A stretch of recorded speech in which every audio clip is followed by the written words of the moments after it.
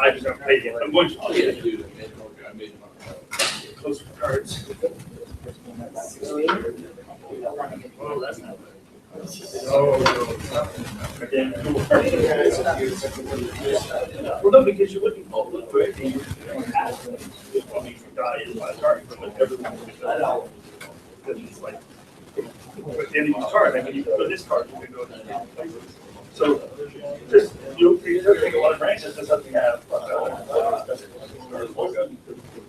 Things doesn't just make it to a Star Saga 3. No, it's cancer.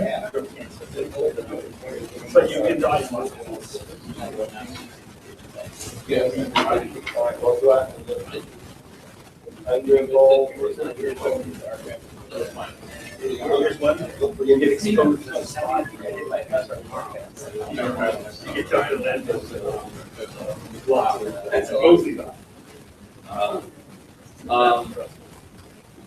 Here's one where Let's find what we think.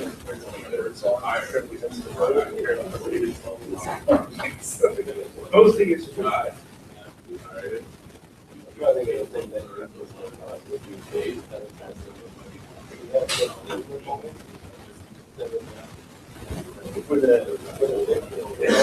Okay. Have a great night. I don't think we're going to the archives. No, only fire it up. Right. Have a room.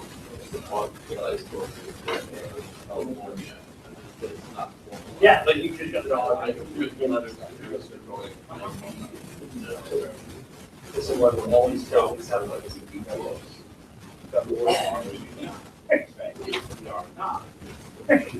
He's back.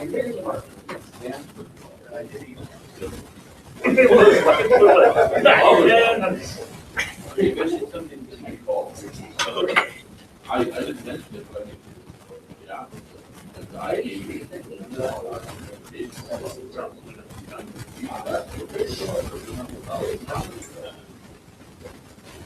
I've been sitting there. So you do that plan where you I'm playing, but I think I'm gonna probably add some save, so save. Will be out. There will be out.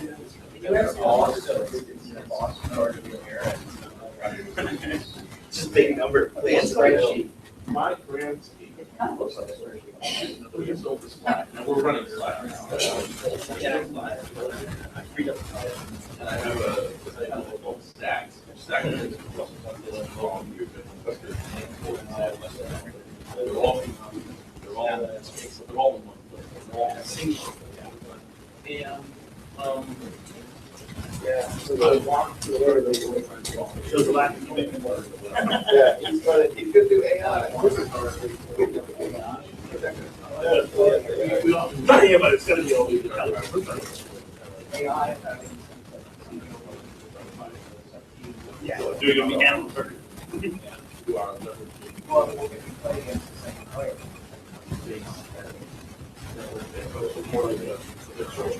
Yeah.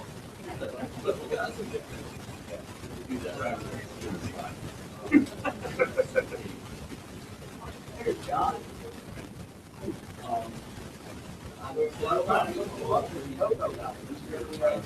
On the flex. That was it. There's something more. No, he's on the other side of the road. Yeah. I haven't inspired. He didn't think that. It's making people, but floppy drive the other side down, the monitor the other side. I don't know what it's doing. All right. He said that it wasn't this. You guys, but I disagree. He said that.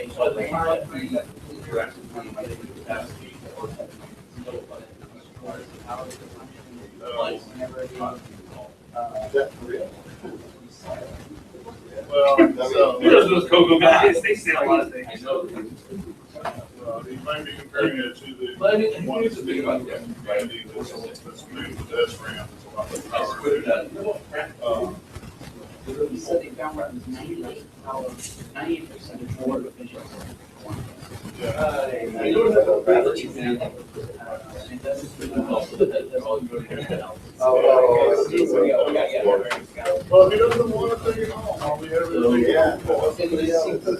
I think he's. I'll put him out. I saw a guy, but he couldn't.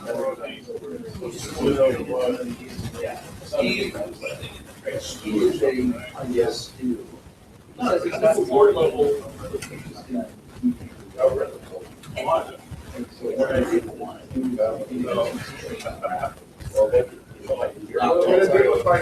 Yeah, I went just fine.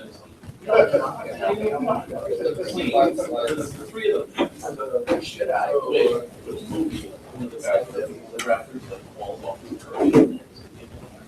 Yeah.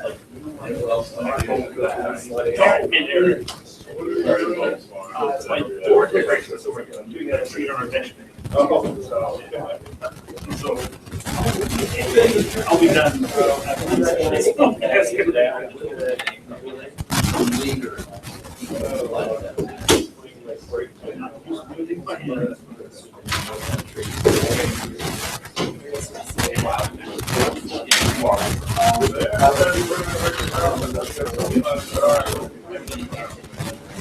Yeah, I mean, I think if I can move, I will do it.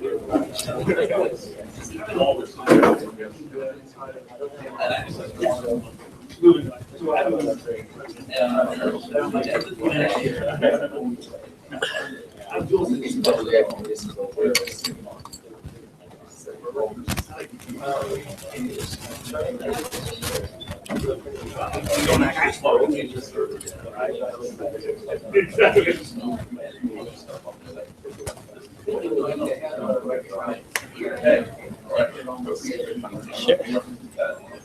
didn't need that. Run up there.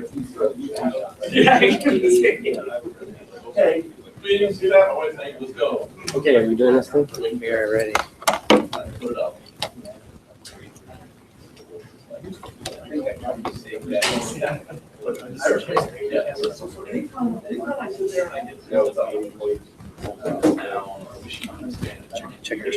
Check.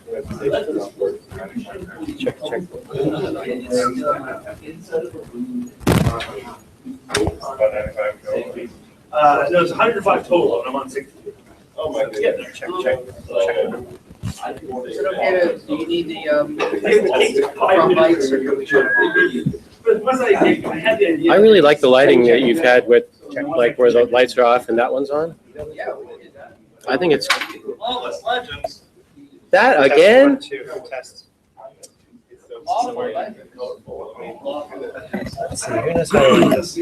I can be loud, but then how would the online viewers hear me? Oh, they jack in sound another way or something. This is going. Somehow Somehow there's multiple ways. Okay, it's up to you. I think I talk pretty loud, but then sometimes I mumble, so I don't know. If you get it working, great. If not, not. Let's see. If I were why this might not be right. This might turn it on. It was on. Brand new.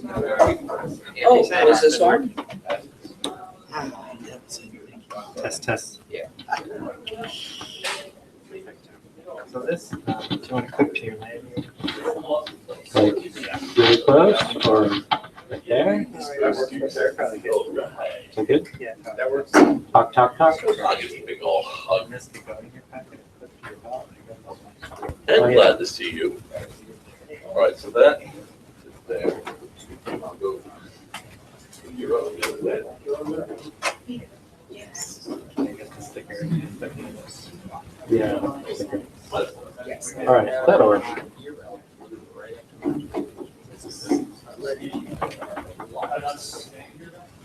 You can. I'll tell you, like, I don't want to get on your bad side, Jason. Oh, no, I don't feel like I got the full Jason Scott experience because there was no hat. That is true. Or rings. You're missing out. Or wings, yeah. that's good, Dave. Plus, $300 to bring those wings to Delta. Oh, God. I looked up the whole wings market. There's a massive wings market because of passion plays. Really? So, yeah, there's wings you can buy that are 10 feet tall, 5, but they come in 3 pieces.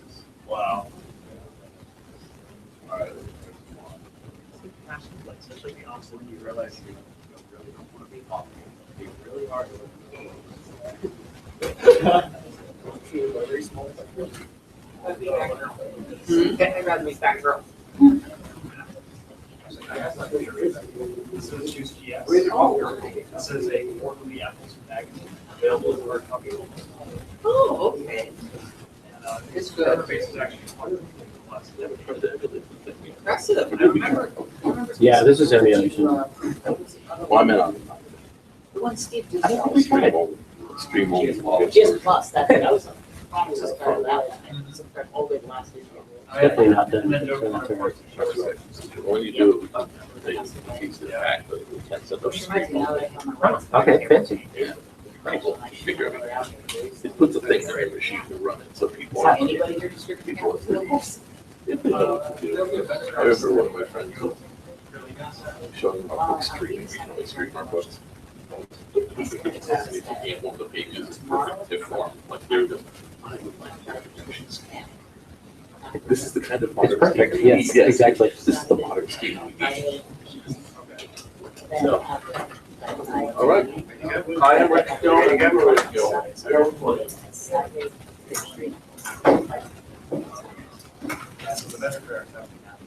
Okay, we're gonna get started. Martin's gonna give a quick demo of the game engine and artwork developments over the past year for Lawless Legends. Thanks, Martin.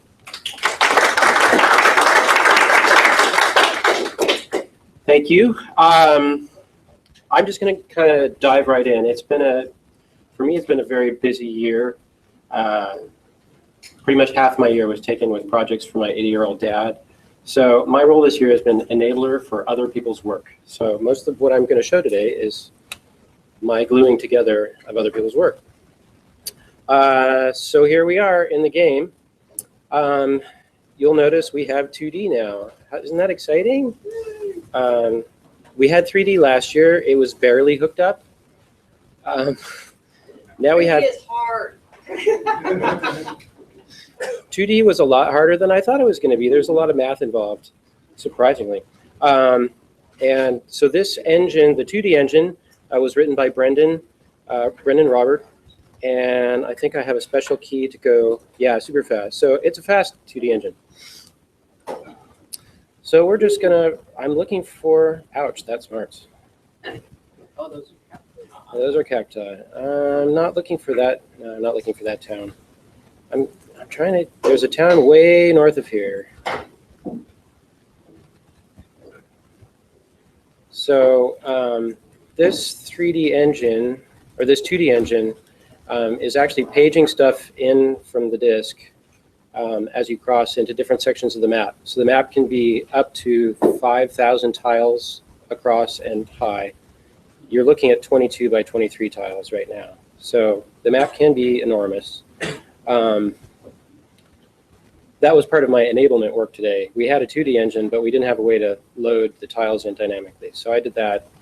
In addition, each of these map segments can have its own scripts. It can have a dozen scripts on one map part, and all of those get loaded in dynamically as well. Here we go. Dingy collection of shanties makes up the settlement of Grub Gulch. We're going to go into Grub Gulch. Here we are. So now this is the 3D engine that you've seen before. But we've got more interaction in town here. So here's the sheriff's office. So Seth Sternberger, otherwise known as Half of 8-Bit Weapon, has been working really hard on the artwork. So he's got tons of these portraits now. And in addition, he's been working on the text of the scenario. He's now fleshed out or sketched out a complete walkthrough of the main plot line from start to finish. I think your mic's not on. It's on, but it's cutting out, fading out. You want to use a different one? Now it's working. Yes. You want it closer to me? It's that. But not that close to the line. No, it's not the. Probably like right here. Try that. It's a thing on your hip. Split up now. Testing, testing. You're good now. Walk over there. Testing, testing. It's It's been hanging here the whole time. Yeah. Where's the other end? Have on it. Now Move, talk. move it to your other hand. Check the plug. Or put it on, or Dance for us. Stand with your hand, yes. Testing. I know what you want to use this. Let me try the other one. You want me to just talk in here? That would work. Test. What the hell? It's Test. that, I don't know what to tell you. I would try the other. Well, this one was, lapel mic. this one was actually cutting out also, I think, but Yeah, let's there try it. must be some kind of interference. Let's see what's happening. That's on. Sorry about that. The light's not on, But you're here, I'm hearing you. but you hear me. Okay, but can you hear me now? Yes. Now go over there. Does it still work? Yep. Okay. All right. So Seth's been working on the scenario. There's tons of scenario. So, like 2 lawmen sit behind parallel desk cleaning their guns. You looking for trouble? Yeah, we're looking for trouble, all right. Well, look outside our jurisdiction. They kicked us out. So there's all kinds of interactions in here. I'm also going to point out something new, which is a brand new font engine. The previous font engine was written by Antoine, who we are very thankful for. However, what I asked Antoine for originally was a proportional font engine. Last year when Andrew Hogan was here, he showed off a proportional font engine in low-res graphics. And I said, can you make this high-res? And he said, yeah, give me a month. And he came back in a month, and then it took me 5 months to integrate it into the game. But here it is. And then I had all kinds of requests because I'm a perfectionist about fonts. So you will notice that we have real descenders here. This is not an 8-pixel high font. This is a 9-pixel high font.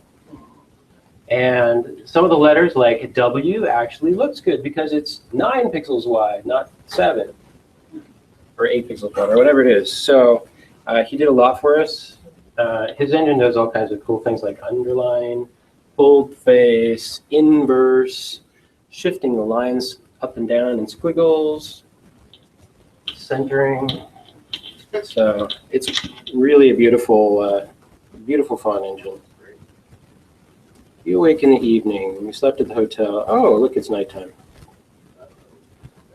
Let's see, what's happening in the saloon here? I want some whiskey. Hell yeah. Secret place on the east side of town. All right, we're going to the east side of town. Running into walls, sorry. Wait, general store. We need stuff. Wares and supplies. All right, we're not getting no supplies. Cactus. All right, out of my way, cactus. All right, we need to head for the east side of town because there's something cool over here going on, I think. Totally normal private residence. Search. Yes. Secret door.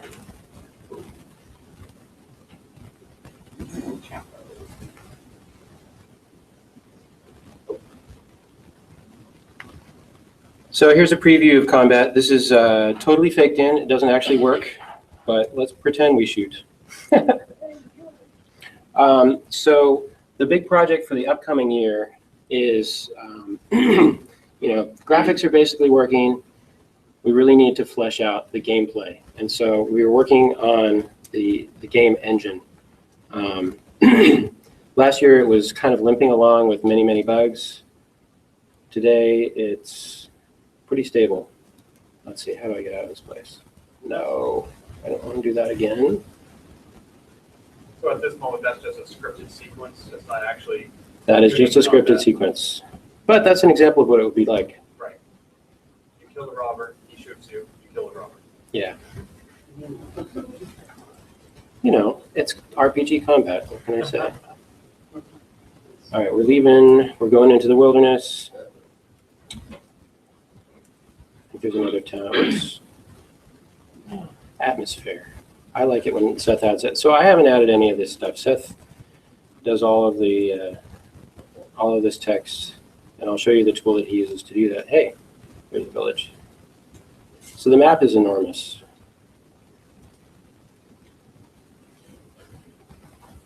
Here we are in the village. There's TP. Skip the TP for now. It's fast. Yeah.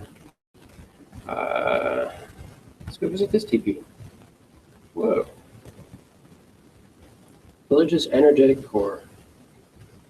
Thank you very much. Oops. Oh, we barged in on somebody. Let's go visit a different.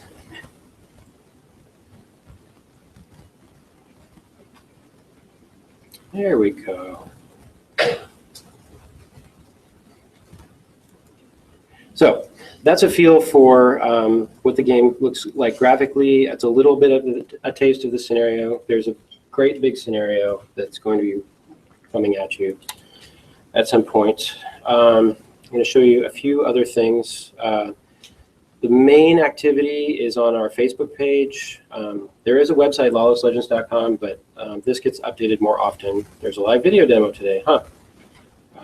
So, you can follow progress on the game as stuff gets finished. We post it here. I've really enjoyed working on this team of people. It's been a great experience. Like, we didn't have a font editor, but this is how Andrew edits fonts. You just do it in Excel, and you put little X's in these boxes, and then you switch over to this sheet, and magic formulas spit out all the byte values. You just paste that into an assembler file. So we can now edit fonts, which is great. What else do I want to show you? No, I think that's it.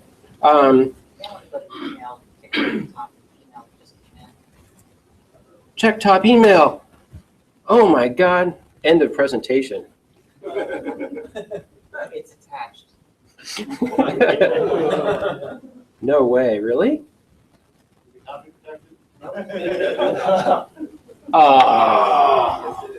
What? So just the executed mode. Copy it onto it. GS. I'm not going to do that on stage. No pressure. Yeah, exactly. Anyways, there you go. Hey, here's Seth. I guess the stream is working. So I have a few other things to say. I know I'm in a 15-minute slot, so I'm going to keep this short. I will take questions, but the first question that I usually get asked is, when is this going to be ready? And the second question is, can I please throw money at you now? So the answer to the first question is, this is a labor of love for all of us. Like, literally from our teenage years, we have dreamed of doing this project. We're going to do it right, and it's going to be finished when it's finished. And, can you throw money at us? Eventually, you will be able to throw money at us. It'll be reasonably priced, and we have no idea when that will be, or even what we're going to do with the money, because we're doing it for love. So anyway, so that's those two questions. Oh, geez, I did miss a part. I missed a part. I must give credit where credit is due. So Dave Schmenk wrote the wonderful Plasma language, and I think I am the second most experienced Plasma coder in the world now, because a hell of a lot of code that you just saw is actually in Plasma. And one beautiful thing you can do in Plasma is write a lot of assembly and have it interface with your regular Plasma code. So anyway, many thanks to Dave for that, and he and I have had productive back and forths. I ask for a feature, he tells me no. I ask for a feature, he tells me no. But, it's interesting to talk about VMs because we both love that. Okay, questions in my last 2 minutes. Will we be able to download another playable update? Do you want to download another playable update? I would love to. All right. Expanded to some of them since last year, right? Yeah. Yeah. All right. I will talk to Seth. I don't know how much of the scenario in the current one is secret, so he may go delete a whole bunch of scripts and stuff, and then we'll do that. But I'll try to get that done before the end of KFest. Awesome. Ken. Why did you choose to go from 2D to 3D when it We thought it would feel more. We thought the 3D engine just feels more intimate, and so that it was appropriate for being in a town. Like maybe somebody could shout at you, and you can turn and see them, see their sprite. Did that answer your question? Yes. Okay. What is plasma? What is plasma? What is plasma? What's plasma? Class monkey? Plasma. That. Look, that. Do your presentation! And This is plasma. what is plasma?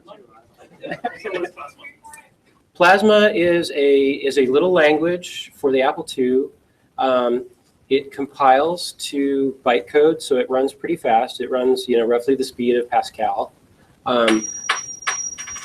Wow, that was You're loud. throwing money at you already. The compiler, interestingly, one of the compilers for Plasma is written in Plasma, which is cool. And it's got a very small runtime, and it's extremely flexible. Like, we have serious memory constraints for this game. So most of Plasma actually lives in the auxiliary bank and saving the main bank for all the graphics and stuff. So it's really, really nice. That's what Plasma is. I believe there's a presentation on Plasma tomorrow. It is, yes. When this game was first announced 2 years ago, I caught up with you afterward because I had done a presentation on Kickstarter. And we chatted about maybe you could do a Kickstarter for this, with the rewards levels being like, $20 you get a copy of the game downloadable, $50 you get a box copy. A lot of companies are doing that right now, like The Bard's Tale, Wasteland, Shadowgate. Any thoughts about not so much the crowdfunding, but the various tiers at which we can buy the game? Will there be perks and extras? We have talked in depth about kickstarting. We're not going to do it until the game is mostly finished because we don't want the pressure. Smart. But definitely there will be tiers of things to get. I don't know what they will be. I would love a feelie with this game. Oh yeah, I love feelies. So there will, well, I guarantee there will be feelies if I have to make them myself. Thank you. Thank you. And I think that's it. So.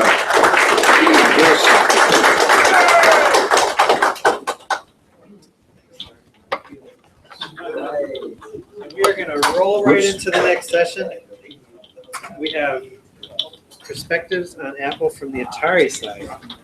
So let's come up and start setting up. The Plasma session is tomorrow evening, by the way. Yes. 7:30.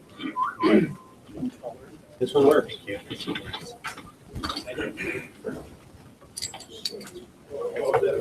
Are you going solo on this? Yeah, for the first half, and then we got some demos and stuff. Test.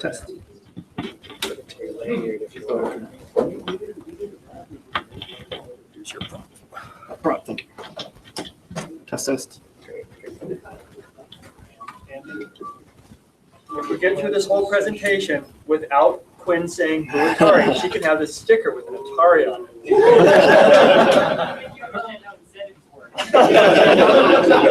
She can have 2 stickers. Yeah, that's it.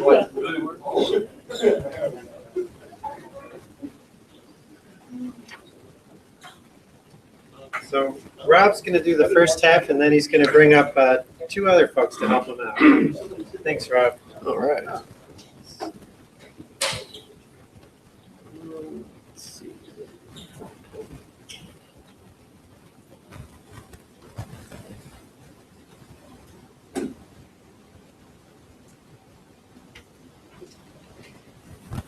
All right. We are ready.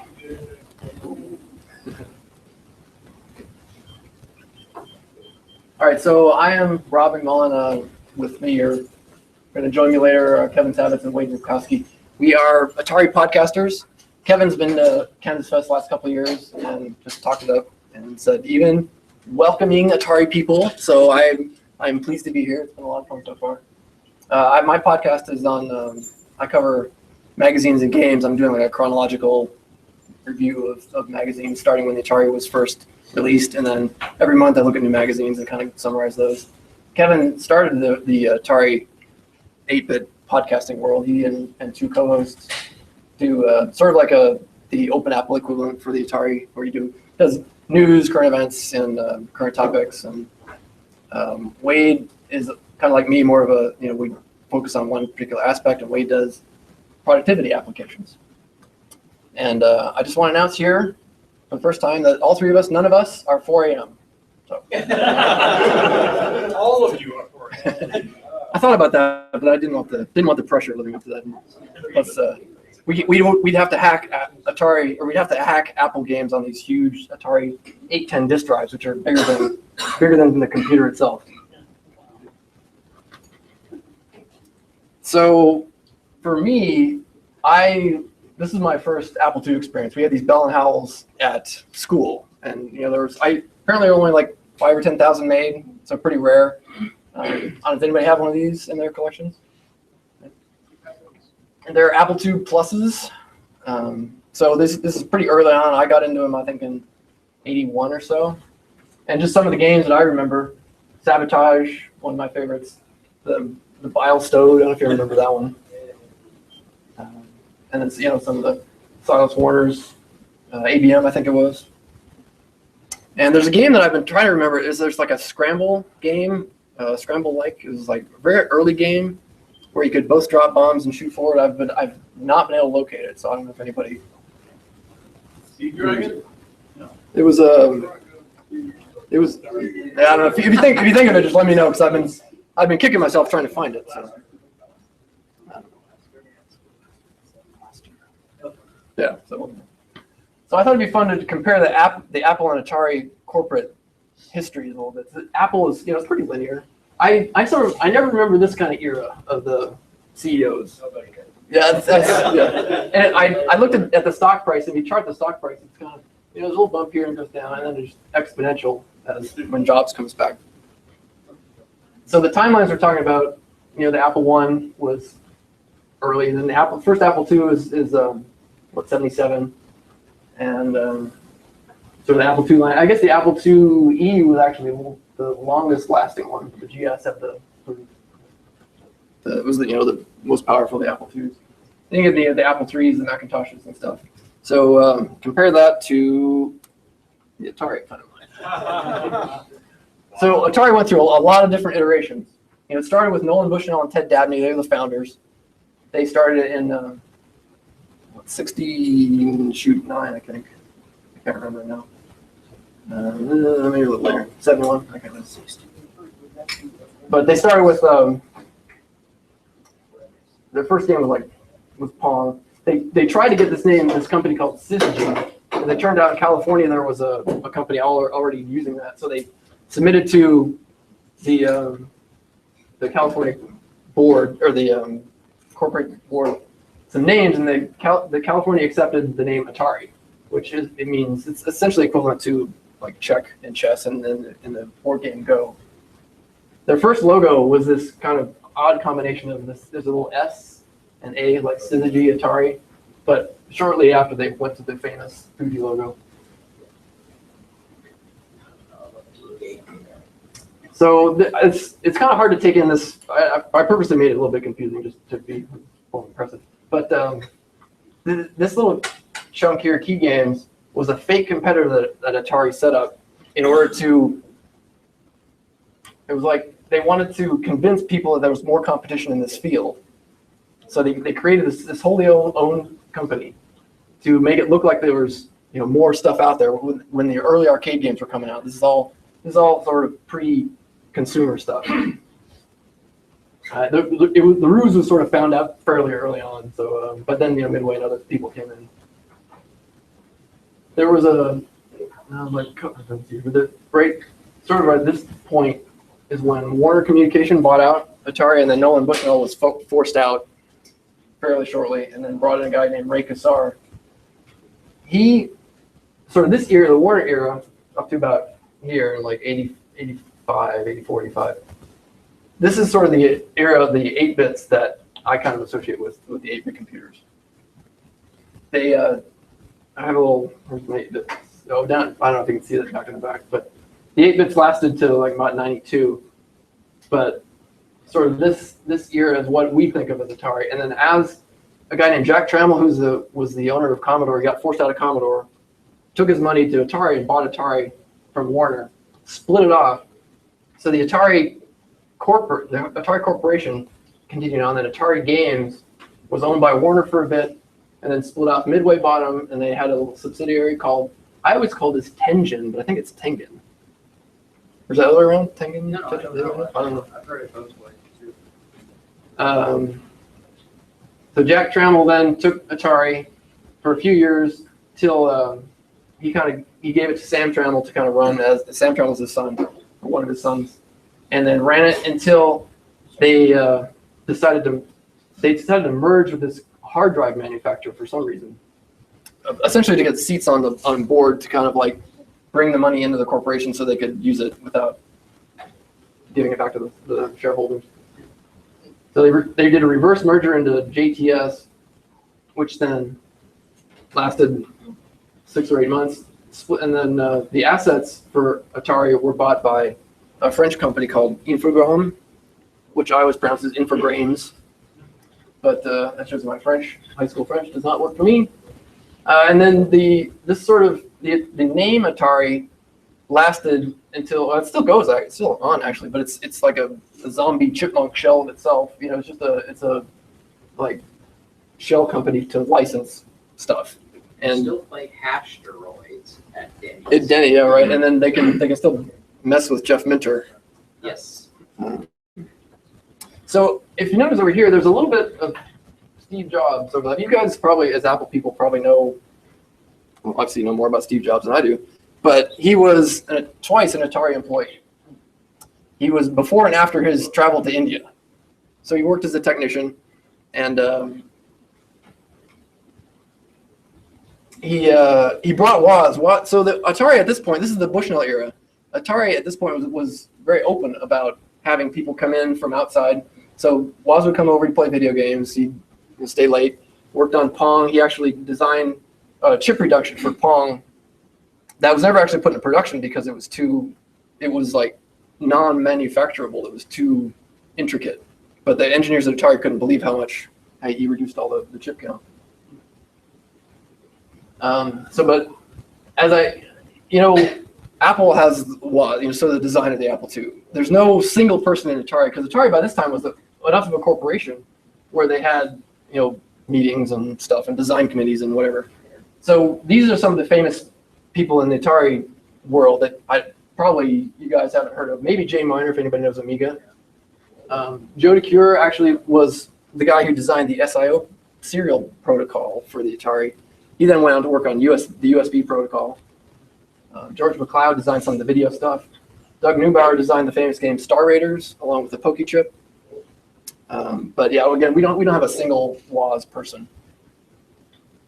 But while Jobs and Woz were building Apple II, they needed funding, so they went to Atari, and Atari, as you all probably know, did turn them down, but they did introduce them to this venture capitalist, Don Valentine, which you guys all probably know. And so some of the stories that maybe you guys don't know is that when they were building the Apple II, they needed chips, they needed CPUs. And there was a policy at Atari where you could take stuff home. They would say to the engineers, well, you can just grab some stuff and test it at home. Just don't make a business out of it. And one of the guys that interviewed, I'll take a little side here. If you haven't listened to the Antic podcast, they're doing a bunch of great interviews. A lot of Atari people, but a lot of people who would just be would be interesting to hear from any perspective. So they interviewed Al Alcorn, who was Atari employee number 3, and he said that they were making a business out of it. They were taking 6502s and stuff and using those to build some of the first Apple IIs. And as the Apple II ramped up in production, Jobs would begin taking people from Atari and bring them over to Apple. I don't know if you guys know this guy, Rob Holt. Is that a famous name in Apple? He designed the power supply apparently for the Apple II.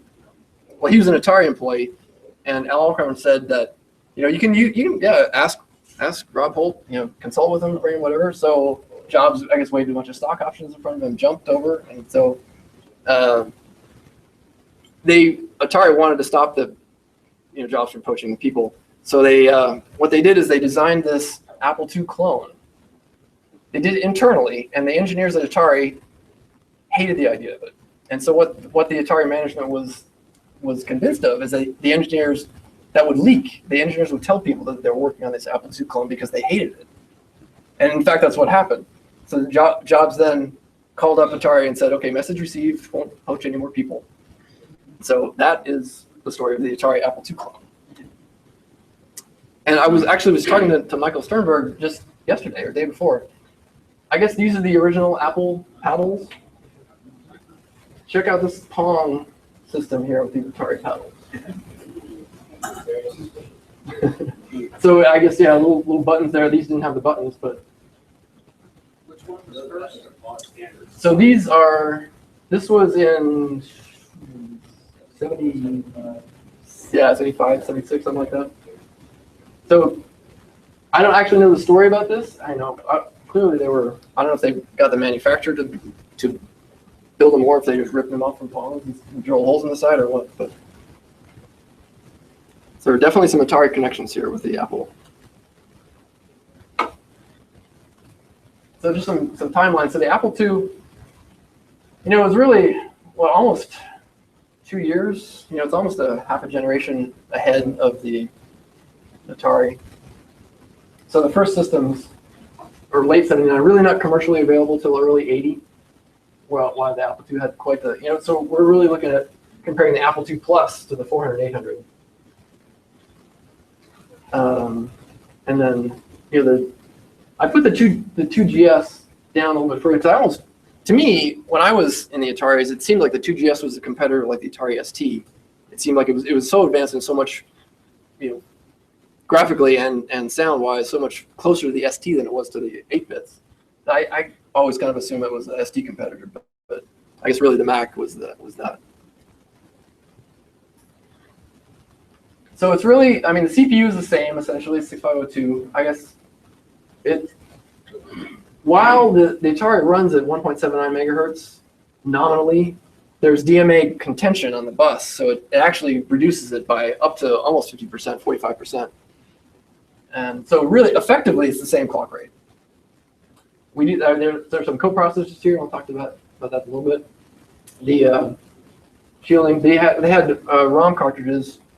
I didn't bring any, but Michael Sternberg was nice enough to let me loan this for a prop. So they had ROM slots here. This is an XL. This is the later version, but ROM cartridges like the 2600. And as you'll notice, no slots, no expansion slots, which is a big point of contention here. So, and this is kind of the Atari and the Apple in a nutshell. Is the differences. The killer app for the Apple was a productivity app. The killer app for the Atari was this game. This is Star Raiders, written by Doug Neubauer in 1979, before the hardware was complete. He wrote it on spec hardware. It's like test boards would come out. He'd write it, see if it would work. And it was kind of the stress case for it. It was, it's a 3D space simulator. So you're, flying through space, you got explosions, and there's a map screen. There's the game runs when you're on the map screen, so you can get attacked and stuff while you're looking on the map. So, it's a real-time game. It's an 8K cartridge, and it's still amazing. So there's 4 different styles of Atari. So these two, the 400 and 800, are the first series. I have an 800. I didn't bring it because I heard Ataris get thrown in a creek or something. So this is the XL. This is the second series. The 800 is probably, the keyboard's the same. It's probably twice the depth and a little bit wider, thicker, and heavier. This is the XD series. This is when Jack Trammell took over the company, and they're sort of styled like the ST, and they kind of got mushy keyboards, and they're not great for typing. And this thing is kind of an oddball. It's the XE game system. Same hardware as that. Same hardware as the XE. Well, it's like a 65 XE, so 64K RAM, but marketed in 87. Very late. They missed the 8-bit window really, so they were trying to just essentially get rid of 8-bit stock, and it didn't work.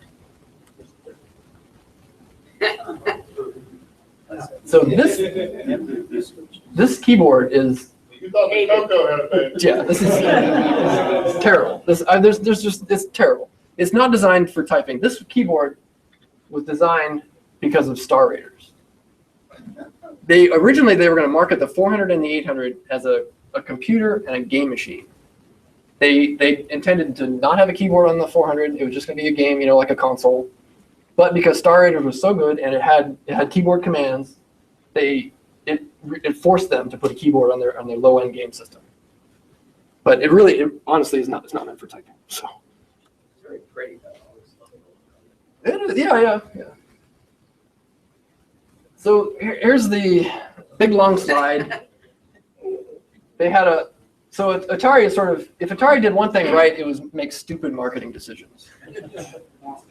Virtually everything they did was poor. And it started off with, what are these? Are they computers or are they game machines? And Atari was a games maker. They were in the 2600 business at this point.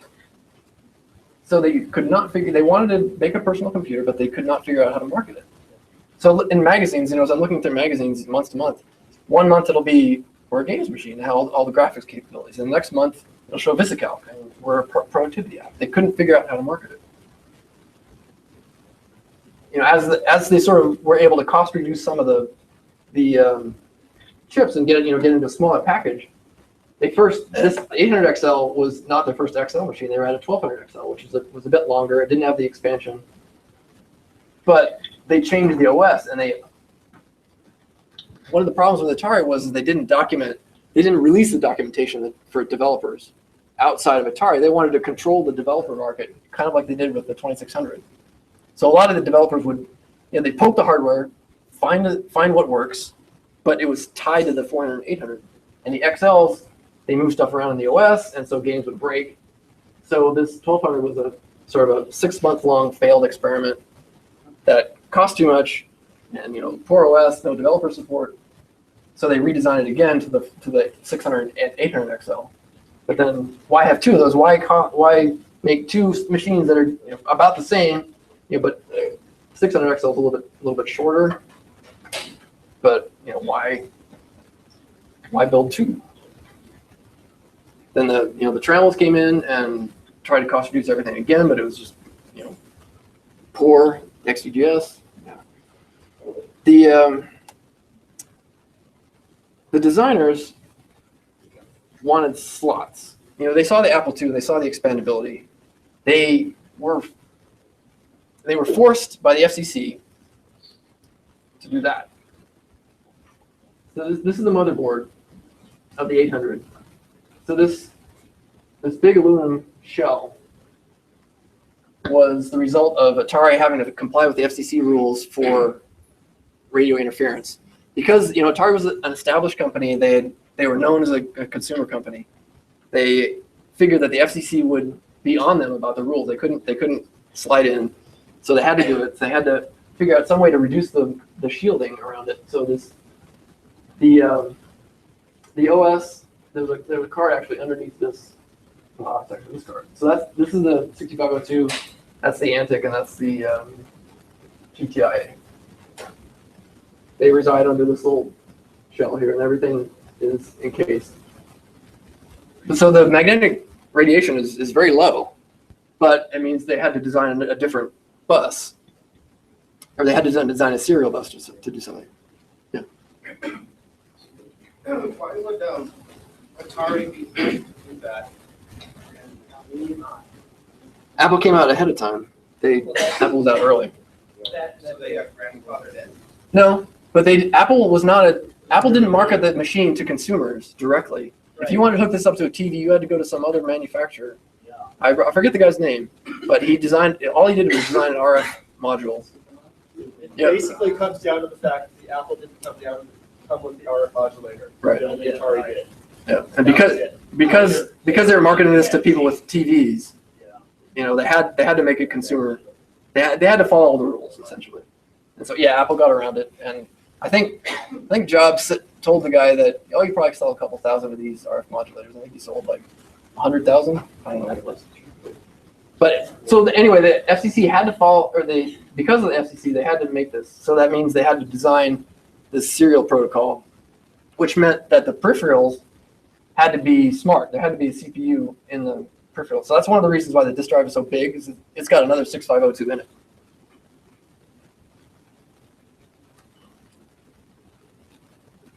There's just kind of a block diagram of the computer itself. So the 6502 and the Antic Antic is actually it's a coprocessor. It's a processor in its own right. It takes a program, it takes instructions. It has it talks to memory. The other support chips, the Pokey is a sound chip, and the Pokey is the thing that I know least about on the Atari. When I was writing games and stuff, I would just steal sounds from everybody else because I couldn't figure out how to write sounds. But it's a 4-channel sound thing. It's got a 8-bit divisor, so you can have like 256 unique tones.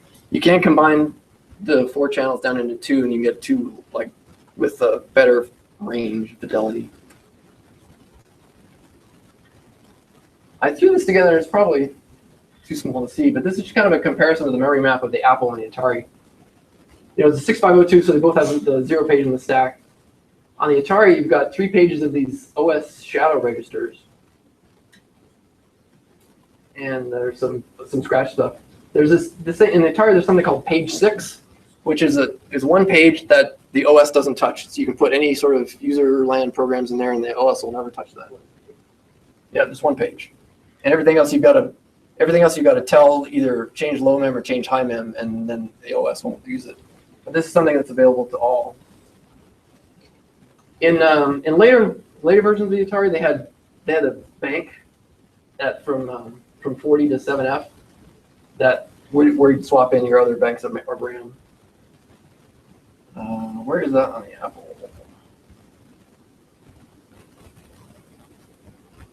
Where does the RAM get swapped in on the Apple? D? Okay. On the XLs from D0 to FFFF, on the XLs you can change the RAM out there too. You lose the OS, but so I talked to Paul Hagster for one of my episodes, and we sort of realized there's a lot of stuff that's similar. I mean, yeah, from D0 on is ROM, where you guys have the socket stuff. The sort of from D0 to D8 is the memory mapped I/O for the GTI for the Pokey.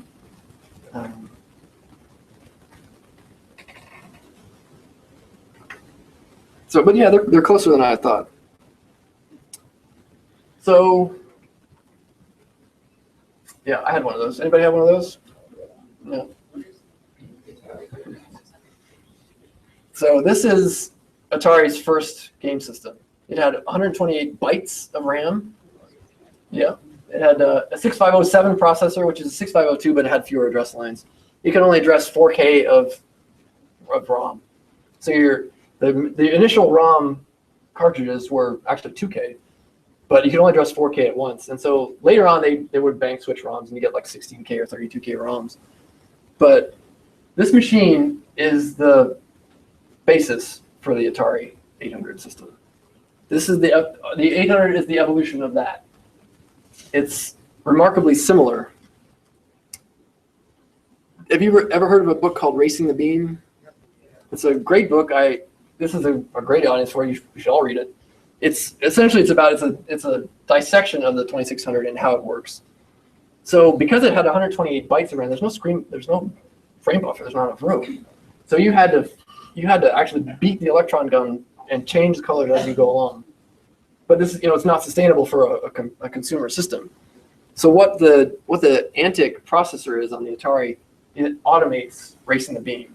So there's the TIA chip in the 2600 is the graphic controller that does this. On the 800, it's called the GTIA, but it's essentially the same chip.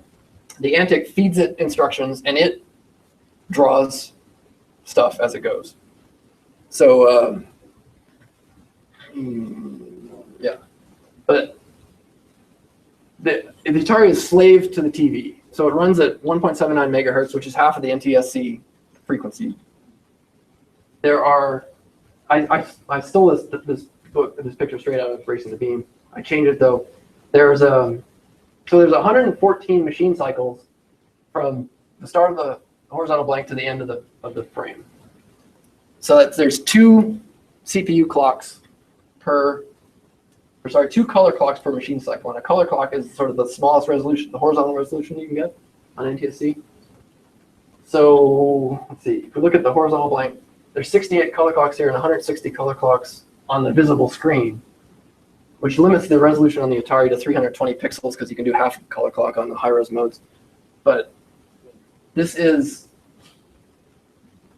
I mean, essentially you're looking right here at the speed of the Atari. It's because it's linked to the TV picture. The nice thing about the Antic though is that it gives you a bunch of flexibility on how to put the display together. So you don't have to just follow the beam with individual high-res pixels. You can use these character modes, or you can use like bitmap pixel modes.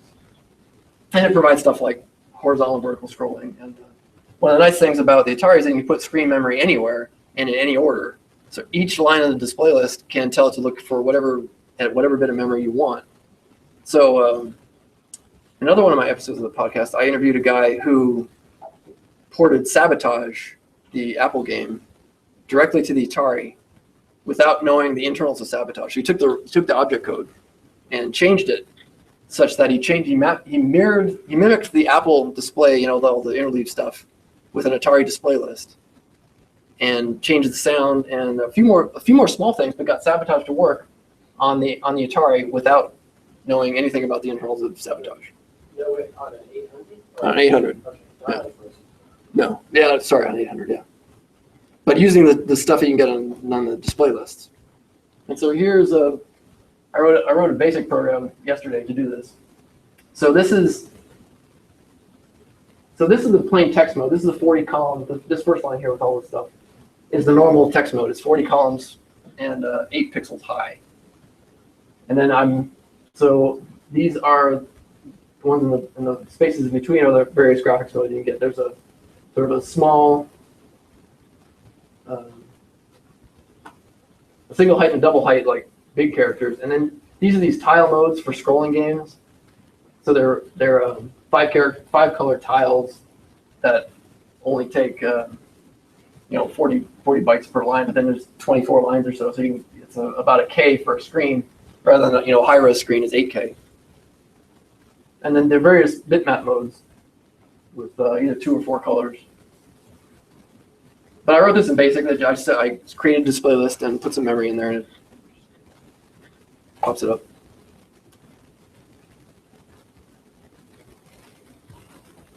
And so this is a bit into the weeds on the display list, but so this is the cycle counts for one line in the display list. One of the things that the Atari also provides is a horizontal blank interrupts and vertical blank interrupts. So after every line, you can get a horizontal blank interrupt where you can run some code. So this code, it changes the background color. And I ran a program that Wade had on his website. I copied it over, and so this is just a regular graphic screen that has a bunch of color changes on it. But it runs in the background, and it does take some cycles. But that's the other thing I want to mention. So this is the DMA access. This is why the Atari does not run at 1.79 megahertz. So every one of these blue squares is where the Antic is grabbing the bus to get the memory to stuff it in the display. So, I mean, there's a bunch of times where the processor just stops. Like normally, TXA takes 2 cycles. This takes 4 because there's 2 chunks that the Antic grabs out of the clock rate.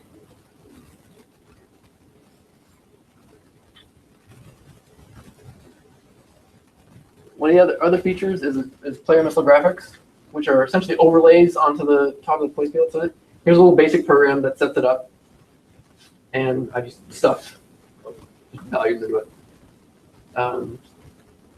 So there's four independent players, and there's a sort of fifth player which can be split up into 4 missiles, and they're supposed to interact with various things. You can do collision detection with other players. You can do collision detection with the background. All automated. It's all a result of the TIA and the stuff that came in the 2600.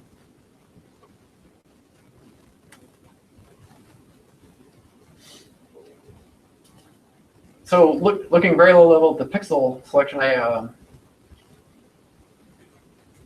knew a little bit about the Apple II. So there's 2 palettes in the Apple. You guys probably don't know this. 2 palettes in the Apple II high res, and you can select it by the high bit.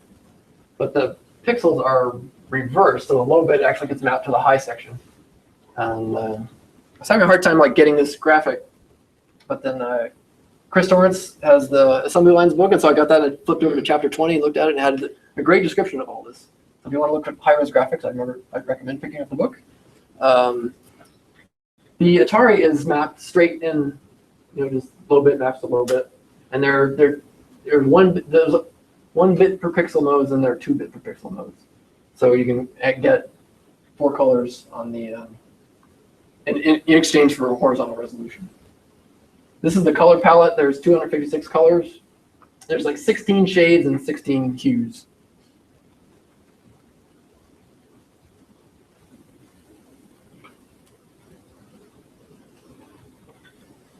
So because we don't have slots, we have the SIO bus. So it's the 13-pin DB style connector, and they're daisy chainable. So all these peripherals, this is the 850 interface. That's a serial interface. So Atari, and it's another infinite wisdom. There's no serial ports on this thing, no standard ones. There's joystick ports, and they can be used for other applications than joysticks. But everything's, and because there's only 1 serial port on the machine, everything has to be daisy chained. So there's essentially will be 2 SIO ports on every peripheral. And that's they're not quite that big, really. But this was one of the many unfinished prototypes that were floating around Atari. That was an expansion box to actually give us slots. But the Trammels and their cost-cutting tendencies axed a lot of projects. So there was a really cool machine called the 1450 XLD, which had built-in disk drives and a sound or speech chip and all sorts of stuff. That was canceled. One of the interesting things here, again, because we don't have slots, this is an 80-column board. It's essentially it's a terminal emulator through the joystick port that then attaches to a second monitor, so you can have 80 columns. But there's no way to get 80 columns. There's no way to enhance the graphics, like 80-column cards you guys can have. We can't do that. We had to do external applications. And this is kind of a crappy quality photo, but it shows a lot of different peripherals. So that is the size of the disk drive. Look, it's essentially the same length as the computer.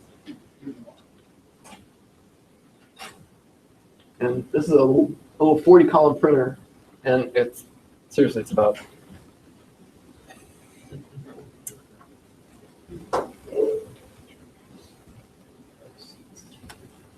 Was there a hard limit of how many links you could daisy chain on the SIO? I don't think so. Yeah, but probably there's a physical limit, but I don't know what. Yeah, each of the devices has basically its own controller inside, so it can communicate over that line. Yeah, that's right. I think of it as it's very similar to USB in nature, but not quite as sophisticated. But you could chain up 5, 6, 7 devices. Some of the devices only have 1 port on them, so those obviously have to be glass. Yeah, like the cassette. 19.2, yeah. But that was because of the FCC again restricting their emissions. So the ports will actually support up to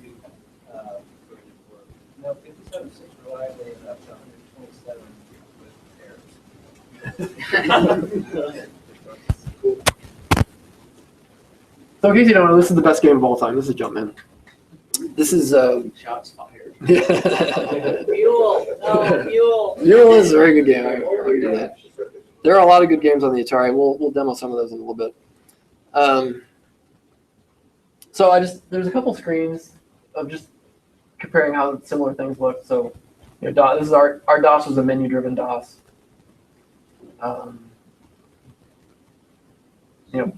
Basics where you had an Atari basic. There's some, as Kevin tells, there's Atari basic was essentially not tested when it was put into production. So there's some fun errors there.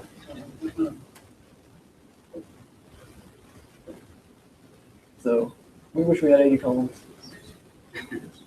VisCal looks the same. What was the rush to put it into production without testing? This was in what, 79 CS? Let's say, so for the basic, the story for the basic is they rushed to complete it, to show it off at Consumer Electronics Show.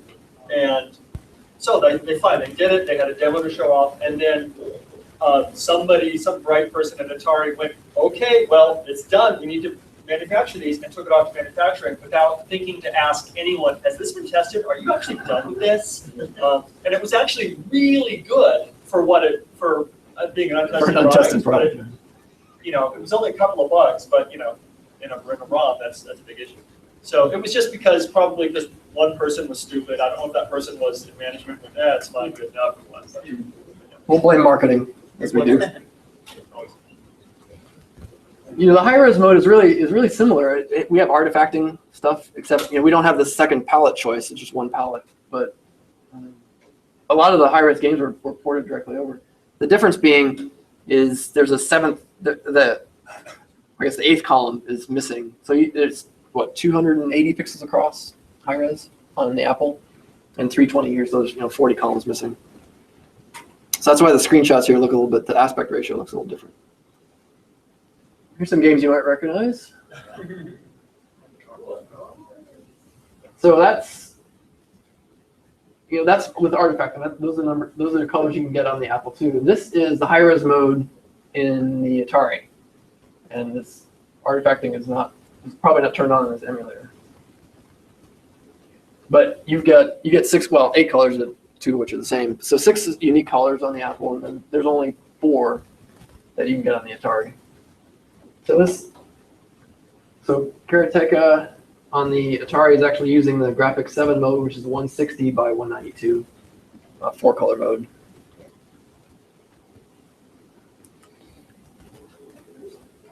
There's Boulder Dash.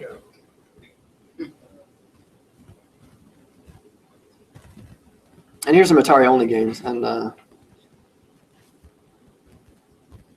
we get some nice colors going. Per line. So then what you do is you run a display list interrupt, and then you can change the color after whatever line you want. And so you can get if your game is it can be vertically stacked, then you can do a lot of good things. If you're looking at horizontal stuff, then it's a lot harder. And then some other games. All right, so I'm going to bring up the demos. What game is that in the lower? Actually, either the one from the bottom. That's Bruce Lee, and that's the Eidolon, which is, these two are LucasArts games. This is Rescue on Fractalus, and so they made this fractal engine that generates for this. This generates landscape, and they flipped it over, and this generates caves. So it's the same algorithm, just backwards. That's Star Raiders 2. This one? Previous slide. Oh, previous slide. Are you still saying these are Atari only games? Yeah, these are Atari. This one? Yeah. I think that's alternate reality. Yes. We have recipe. Yeah, we do. We also have that. We're talking, but I'll keep that in mind. Ball Blazer? Yeah. Does it have that many colors? It's got a million colors. No. There's colors that you can't see. Oh, and Star Blazer. Yeah, Rob. Star Blazer. Star Blazer, was that one? I think I've got your game too. You want this? No, I don't think that the sign up doesn't show up.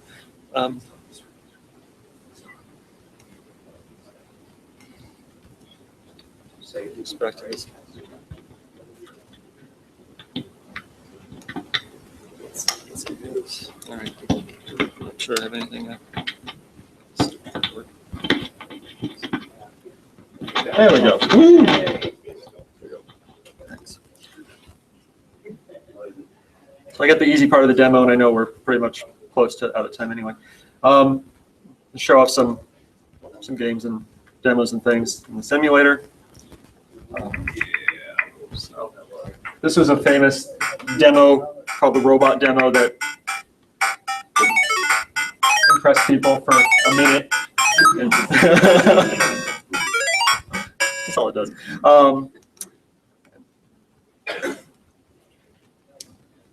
Yeah, and this is our version of the Amiga Boink.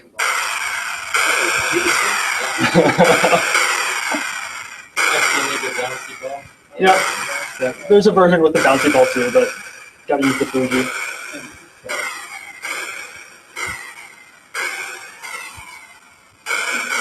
No, that's fun.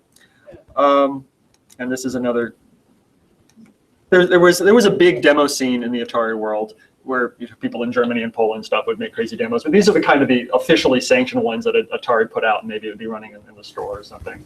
So it's kind of sweet and slow and pretty. I thought it was going to get hit by the Spot! Oh, that'd be way better. That'd be way better. Let's see.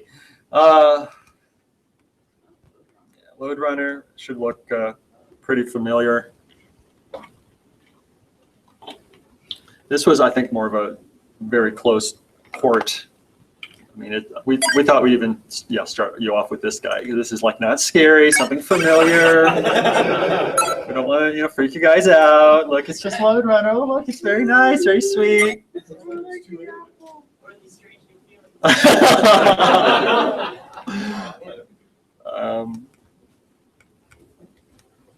Something a little more colorful, but still not frightening. Little Miss Pac-Man. So which I don't really. What's that? Very nice. This is Mule, which is really one of the very best games. I just want to show you. Oops. Emulators like you're like simulator. There we go. So just the introduction to this game is pretty awesome. The music and the sound.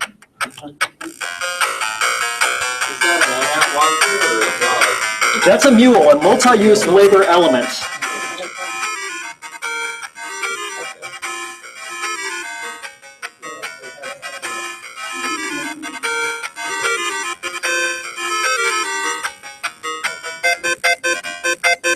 Four-voice sound, not beep.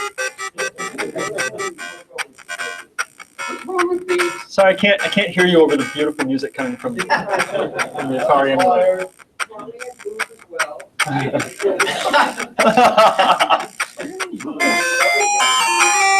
No, that's Mule. It's really a great game.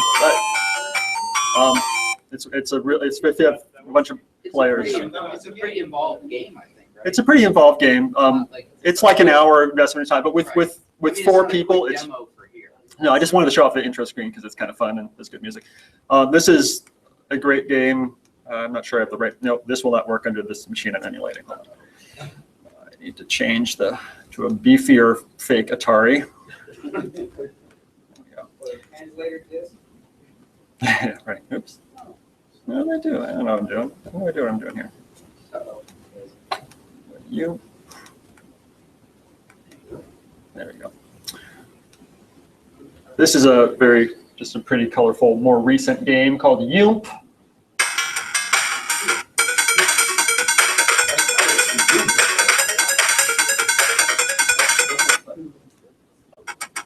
You're this bouncing ball going around this tube, and the object is not to fall in through the holes.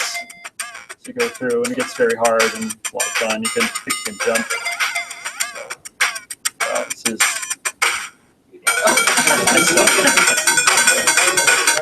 The computer is great, but I suck. Yep. So I mean, this is one of the more impressive ones to show up. I just can't do it. I'm sorry.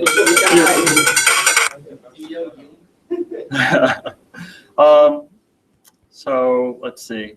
And then,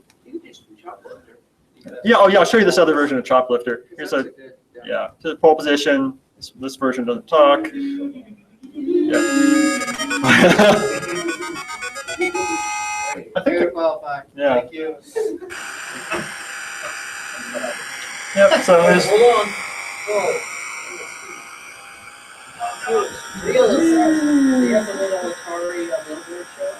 the billboards are blank in this version, sadly. And then the version of Choplifter in the screenshot before, I didn't realize there were two versions. This is a later version where they added more color, and it's a less lazy port, frankly. So. Oh, wow. Yeah. I wouldn't probably just let you watch this.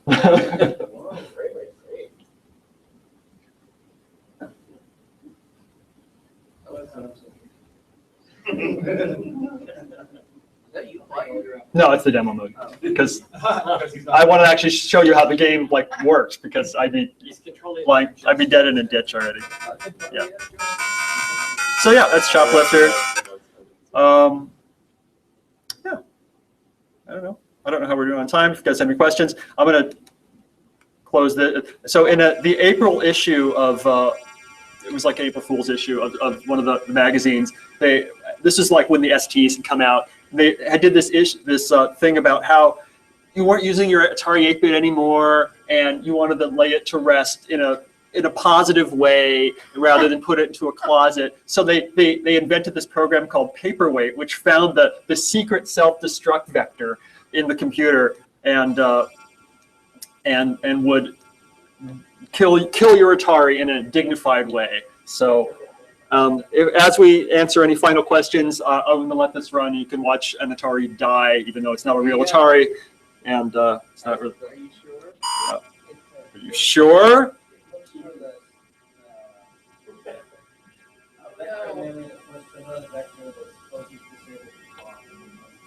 Yeah. And anyway, it's this whole big show of you can very slowly watch the computer die. Yes.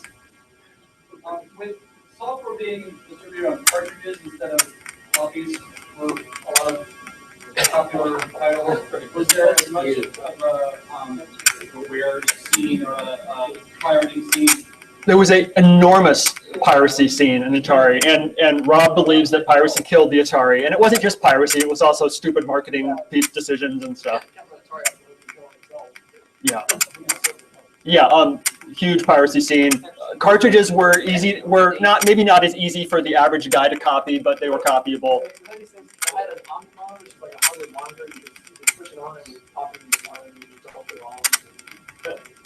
But it's easy to buy a blank floppy and put, a copy of a copy of a copy of a floppy, play the game. But cartridges, you have to go through a little bit more involved. You have to go a little bit more involved. Hurry up. Any more questions before the story starts?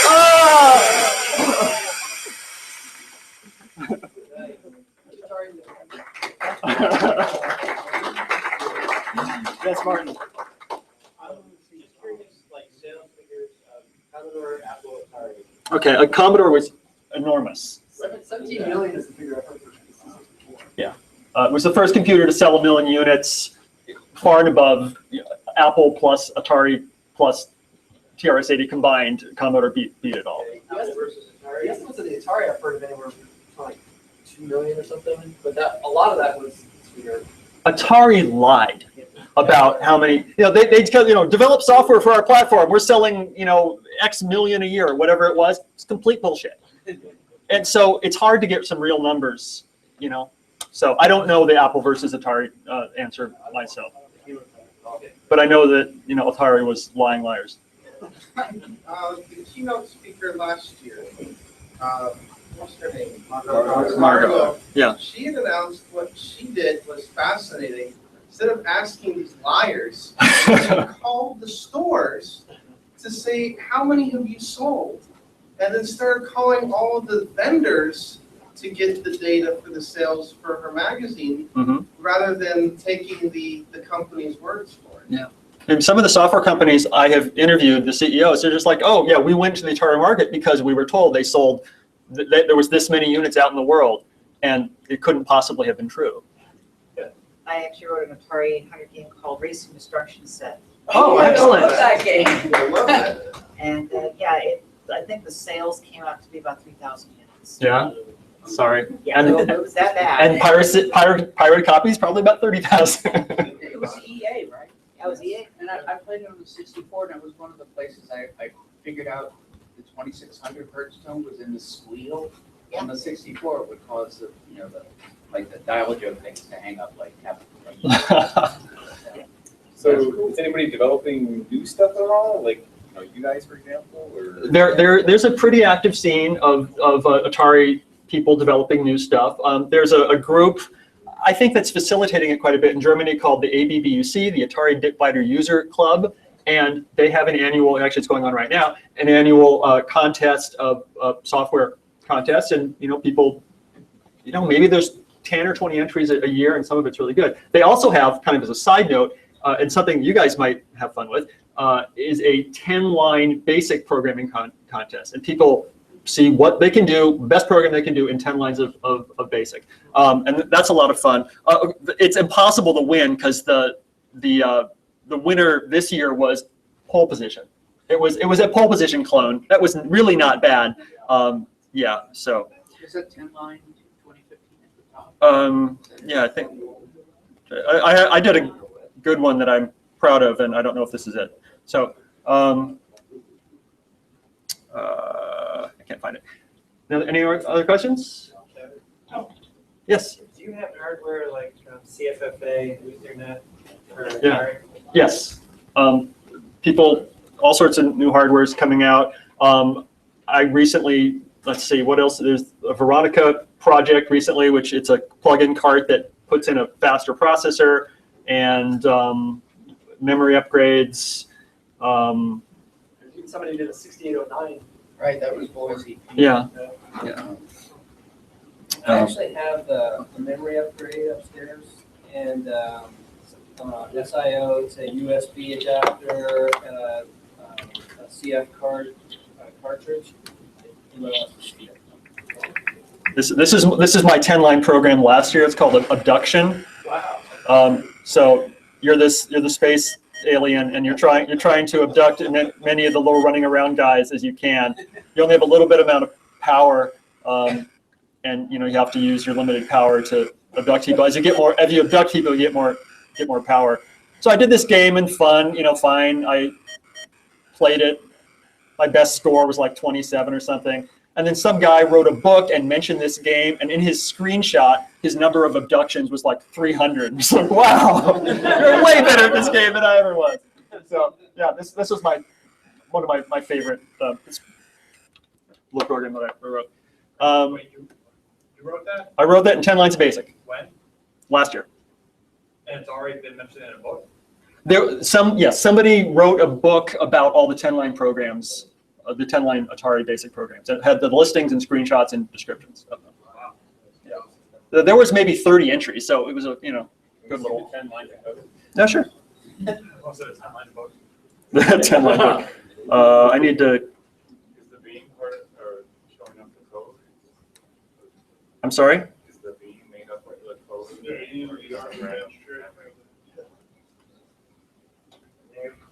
Here's The lines can be pretty long. three lines, three screen lines. Yeah. So.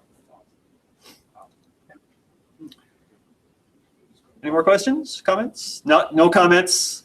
Not unless you want 500 stickers. All right. Thank you.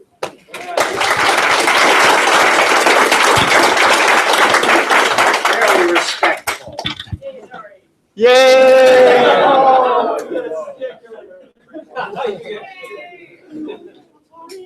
Well, now the presentation's over.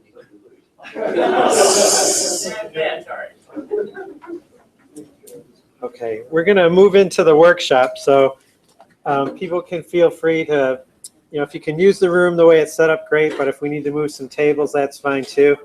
At 9:40.